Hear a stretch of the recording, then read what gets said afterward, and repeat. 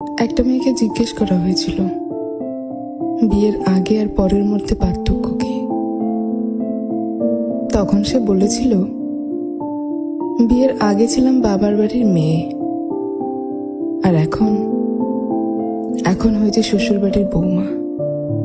আগে আমার মুখে সবাই খাবার তুলে দিত, আর এখন আমাকে সবার মুখে খাবার তুলে দিতে হয়।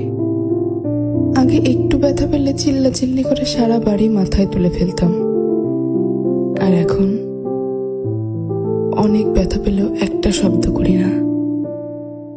আগে হাসার জন্য মা বকতো, আর এখন কাঁদতে গেলেও ভয় হয়। আগে একটু মন খারাপ হলেই মা বুঝে ফেলতো, কিন্তু এখন ভেতরটা চুরমার হয়ে গেলেও কেউ টের পায় না। আগে ভাবতাম বাইরের জগৎটা অনেক শান্তি,